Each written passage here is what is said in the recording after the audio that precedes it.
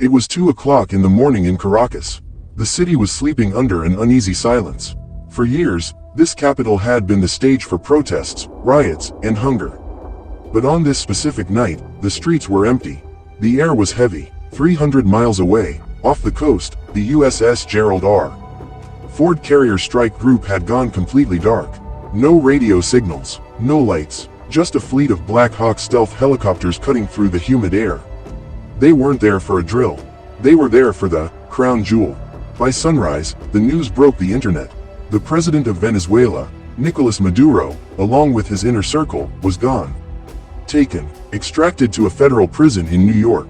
The media screamed, invasion. The politicians screamed, liberation. But if you look closely at the stock markets, at the refineries in Texas, and the bank accounts in Shanghai, you will see a different story. This wasn't a war for democracy. This was a hostile takeover of the world's largest gas station. To understand why the U.S. Marines landed in Caracas in 2026, we have to rewind 50 years. There was a time when Venezuela was known as Saudi Venezuela. It was the wealthiest nation in South America. In the 1970s, the Concorde jet flew directly from Paris to Caracas because the elite had so much money to burn. The reason was simple: geology. Underneath the Venezuelan soil lies the Orinoco Belt. It holds over 300 billion barrels of proven oil reserves. That is more than Saudi Arabia, more than Russia, more than the United States. It is a lottery ticket that should have made every Venezuelan a millionaire. But geology is not destiny. When Hugo Chavez, and later Maduro, nationalized the industry, they made a fatal mistake. They fired the engineers and hired loyalists. They treated the state oil company, PDVSA, like a piggy bank. They took the cash but never fixed the machines. By 2025, production had collapsed. The Ferrari of Latin America had run out of gas.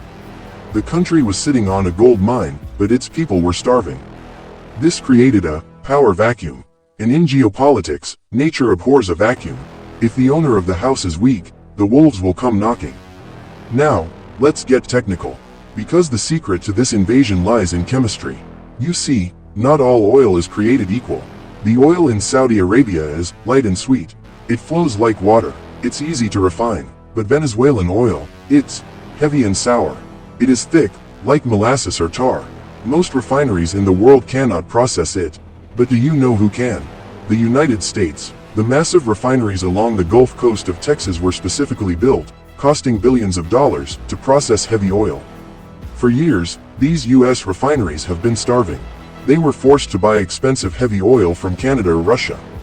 They need Venezuelan oil to function efficiently. When the U.S. government sanctioned Venezuela, they hurt their own industry. They cut off the blood supply to their own heart. By 2026, with global inflation rising and diesel prices skyrocketing, the US simply couldn't wait anymore. They couldn't let 300 billion barrels sit underground while their economy suffered. The calculation was cold and simple. It is cheaper to invade and take the oil than to buy it on the open market. This operation wasn't just about freedom. It was about feedstock for the American energy machine. But there was another clock ticking, a geopolitical time bomb. While the US turned its back on Venezuela, two other giants stepped in. China and Russia. Over the last decade, Beijing loaned Caracas over $60 billion. Moscow sent fighter jets and mercenaries. Venezuela was paying off these debts with oil. Every barrel sent to China was a barrel denied to the West. Even worse, rumors began to circulate in intelligence circles in late 2025. Rumors that Maduro was planning to lease a Caribbean naval base to the Russian Navy. Imagine Russian nuclear submarines parked just a few hundred miles from Florida. For the Pentagon, this was the ultimate red line. The Monroe Doctrine, the 200-year-old policy that says the Americas are off limits to foreign powers, was being violated. The invasion effectively tore up these contracts. By physically removing Maduro, the US declared all deals with China and Russia null and void. It was a massive default. In one night, China lost billions, and Russia lost its foothold in the Western Hemisphere. The US didn't just capture a president, they captured the chessboard. This brings us to the new reality. Analysts are calling it the Monroe Doctrine. It is an aggressive, militarized version of American dominance. The message to the world is clear: we control the energy in our hemisphere. Look closely at the footage from the days after the invasion. Who landed right after the Marines? It wasn't aid workers. It wasn't the Red Cross. It was engineers from Halliburton, Chevron, and Exxon. They brought parts, software, and drills. They are already rebooting the pumps. The plan is ambitious. Restore Venezuela's production to 3 million barrels a day within 2 years. Use the revenue to pay for the military occupation. It's a self-funding conquest. A corporate merger enforced by airstrikes. But history teaches us that invasion is the easy part. Occupation is the nightmare. Venezuela is a country of mountains and jungles, filled with armed militias known as colectivos.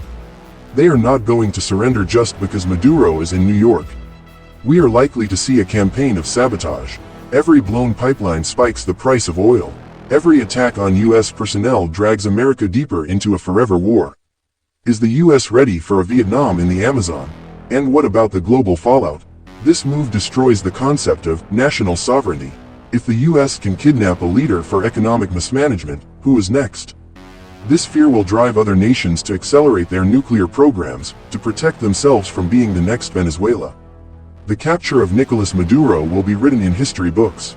Some will call it the liberation of a hostage nation. Others will call it the final act of imperial piracy. But one thing is undeniable. As long as the world runs on oil, morality will always take a backseat to strategy. Venezuela has fallen, but the American energy empire has risen to a height we have never seen before. The question is, how long can it stand before gravity takes over? This is the story of the rise and fall of Venezuela. If you want to understand the economics behind the next war, make sure to subscribe and turn on notifications. I'm Sam, and this has been Rise and Fall. Thanks for watching.